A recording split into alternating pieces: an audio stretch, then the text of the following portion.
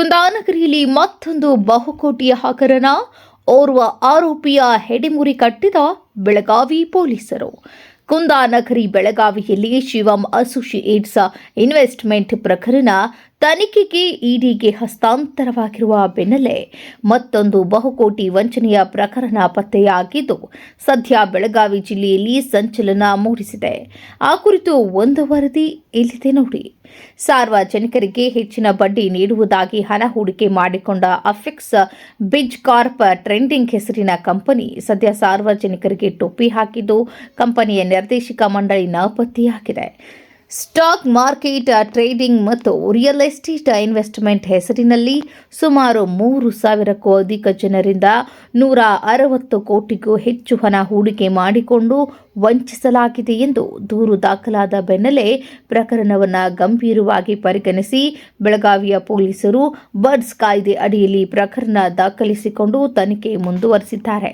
ಕಳೆದ 3-4 ವರ್ಷಗಳಿಂದ ಜನರಿಂದ ಹಣ ಹೂಡಿಕೆ ಮಾಡಿಕೊಂಡು ಆರಂಭದಲ್ಲಿ ಹೆಚ್ಚಿನ ಬಡ್ಡಿ ನೀಡಿ ಹೂಡಿಕೆ ಹೆಚ್ಚಳವಾಗುತ್ತಿದ್ದಂತೆಯೇ ಕಂಪನಿಯ ಹೆಸರಿನಲ್ಲಿ ಸ್ಥಿರಾಸ್ತಿ ಖರೀದಿ ಸೇರಿದಂತೆ ಹಲವು ಕಡೆ ಅನಧಿಕೃತವಾಗಿ ಹೂಡಿಕೆ ಮಾಡಿದ್ದು ಪ್ರಕರಣಕ್ಕೆ ಸಂಬಂಧಿಸಿದಂತೆ ಅರ್ಜುನ ವಾಘಮೋರೆ ಎಂಬ ಓರ್ವ ಆರೋಪಿಯನ್ನು ಬಂಧಿಸಲಾಗಿದೆ. ಜುಲೈ ತಿಂಗಳಲ್ಲಿ 13ನೇ ತಾರೀಕಿಗೆ ಶ್ರೀ ಅಶೋಕ್ ಬಿಸುಗುಪ್ಪಿ ಇವರು ನೀಡಿದ ದೂರಿನ ಆಧಾರದ ಮೇಲೆ ಅಪೆಕ್ಸ್ ಬಿಚ್ ಕಾರ್ಪ್ LLP ಟ್ರೇಡಿಂಗ್ ಕಂಪನಿ ಮೇಲೆ ಬರ್ಡ್ಸ್ ಆಕ್ಟ್ ಮತ್ತು KPID ಆಕ್ಟ್ ಪ್ರಕಾರ ಒಂದು ಪ್ರಕರಣ ದಾಖಲು ಮಾಡಲಾಗಿತ್ತು.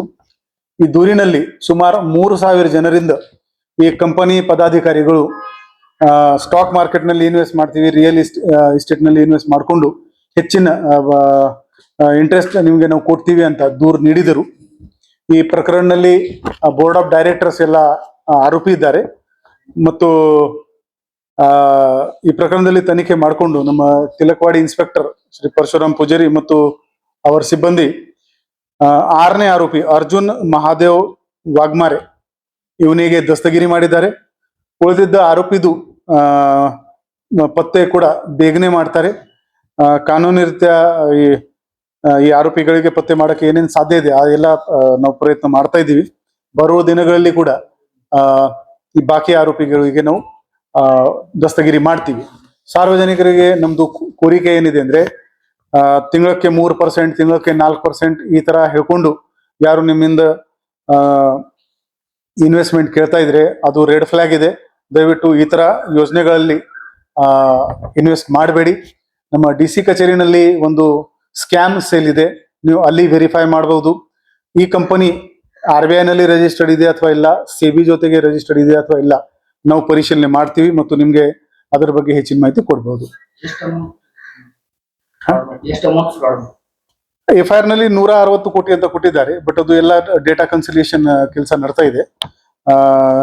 ಅವರು ಏನು ಕೋಆಪರೇಟ್ ಮಾಡ್ತಾ ಇಲ್ಲ, ಅದರಲ್ಲಿ ರೇಡ್ ಕೂಡ ಮಾಡಿದೀವಿ, ಅಲ್ಲಿ ಏನೇನು ದಾಖಲಾತಿ ಸಿಕ್ಕಿದೆ ಅದು ಎಲ್ಲ ಪರಿಶೀಲನೆ ಮಾಡಿಕೊಂಡು ಈಗಾಗಲೇ ಈ ಕೇಸ್ 50 ಕೋಟಿಗಿಂತ ಜಾಸ್ತಿ ಇರೋದ್ರಿಂದ CIDಗೆ ವರ್ಗಾವಣೆಗೆ ನಾವು ಪತ್ರ ಬರ್ದಿದ್ದೀವಿ. ಇನ್ನೂವರೆಗೆ ನಾವು ರಿಪ್ಲೈಗೋಸ್ಕರ ಕಾಯ್ತಾ ಇದ್ದೀವಿ.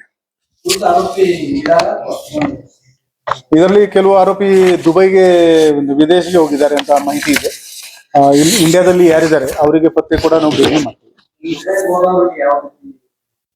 ಅದರೊಂದು ಲೀಗಲ್ ಪ್ರೊಸೆಸ್ ಇರುತ್ತೆ, ಅದು ಬಳಸ್ಕೊಂಡು ನಾವು ಅವರಿಗೆ ದಸ್ತಗಿರಿ ಮಾಡ್ತೀವಿ.